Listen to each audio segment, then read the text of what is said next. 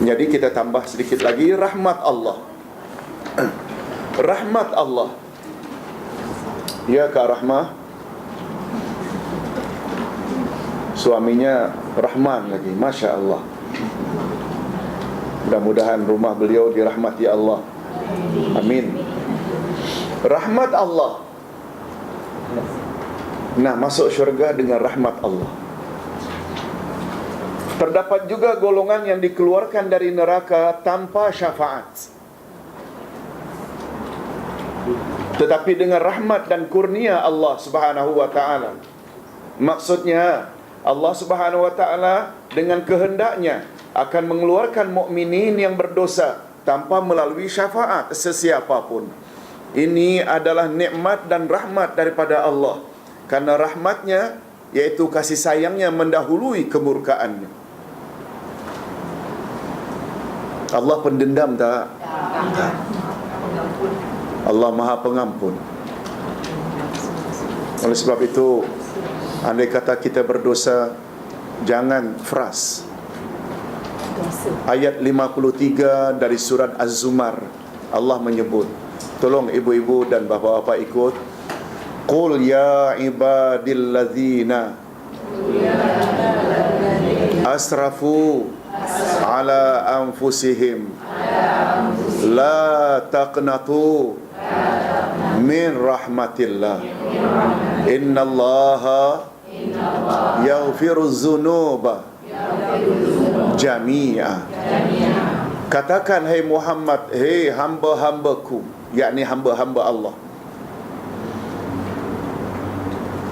yang bergelumang maksiat, maknanya yang banyak buat dosa, jangan putus asa akan rahmat Allah.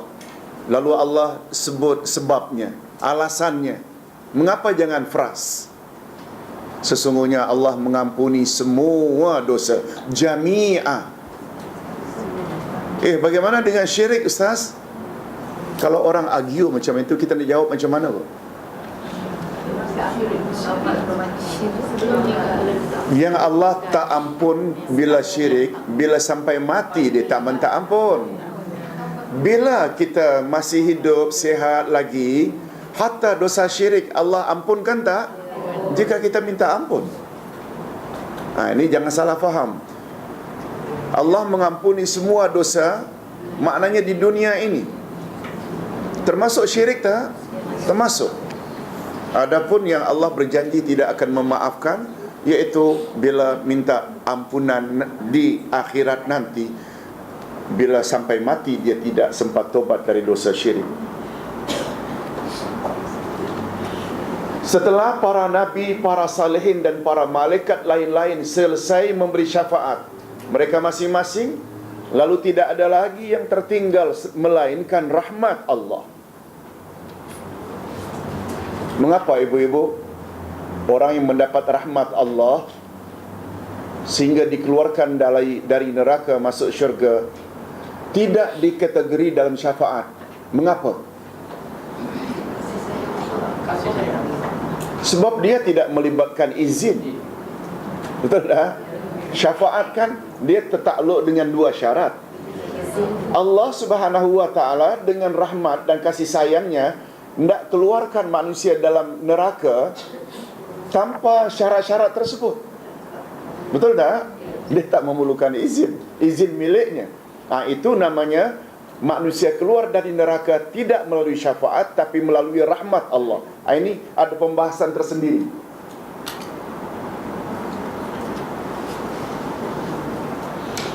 Lalu dengan rahmatnya tersebut Allah mengeluarkan dari neraka orang-orang beriman yang melakukan dosa yang dikehendakinya tanpa syafaat, sehingga tidak ada lagi yang kekal di dalam neraka melainkan penghuni neraka yang layak kekal di dalamnya. Yang kekal layak kekal lah. Itu sebabnya Allah pernah datang pada penghuni neraka, lalu Allah tanya, penghuni neraka,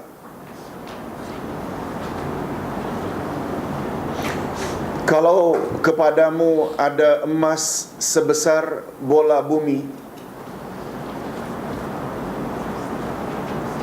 Sanggup tak kamu tebus emas sebesar bola bumi itu kepadaku, agar aku keluarkan kamu dari neraka, terhindar dari azab?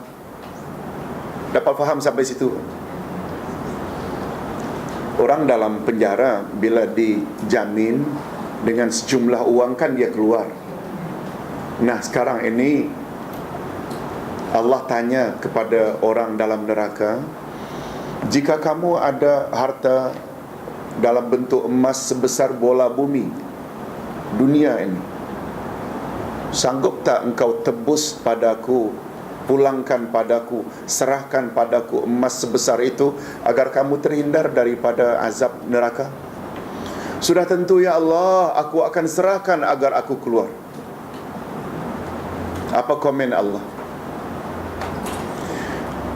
Qad talabtu minka ahwan min dhalik alla tusyrik bi syai'an walakinnaka ma ablaita zalik, atau kama qala Allah. Oh fulan, aku minta kepadamu dulu jauh lebih ringan daripada emas sebesar bumi.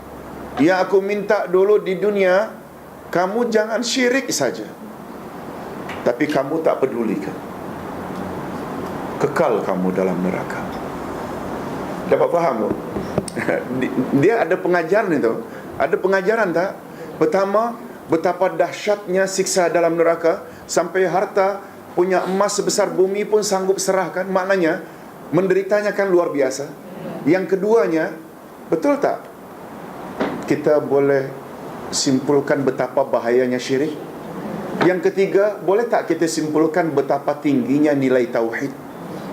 Betul tak? Ini yang Ustaz katakan tadi, manusia pada asalnya terbagi dua saja, muwahhidun, musyrikun. Musyrikun tak ada harap dah. Muwahhidun pula kan ada macam-macam label. Ini tadi Ustaz lupa nak jelaskan.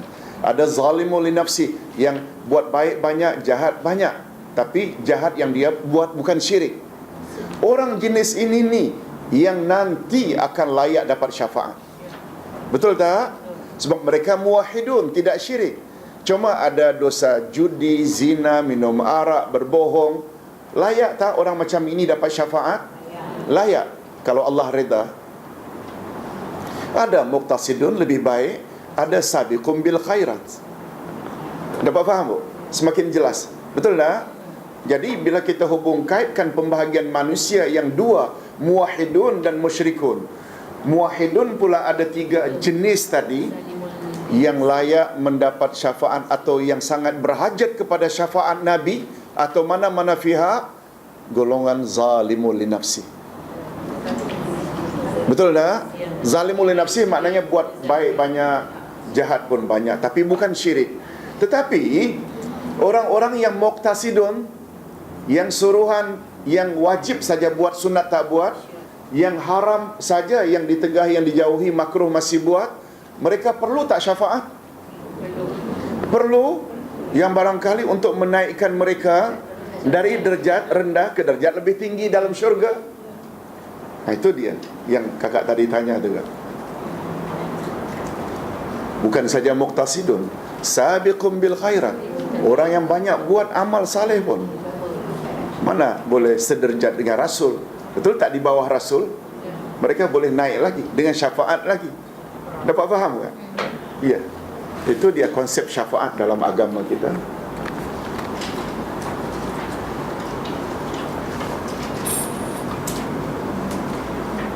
Ketetapan ini berdasarkan hadis Nabi sallallahu alaihi wasallam. An Abi Sa'id Al-Khudri radhiyallahu anhu anin Nabi sallallahu alaihi wasallam, anna Allah Ta'ala yaqul, syafa'atil malaikah. Tolong ikut. Syafa'atil malaikah. Wa syafa'an nabiyyun.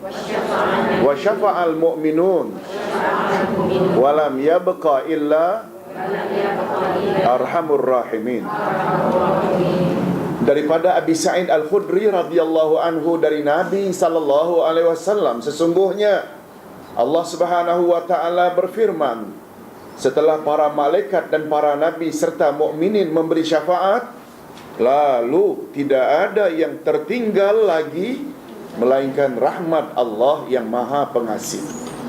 Lalu dengan rahmat itu Allah memberi rahmatnya, bukan syafaat. Allah anugerah rahmatnya. Pandangan tentang syafaat ini dia ada kaitannya dengan bantahan Ahlus Sunnah.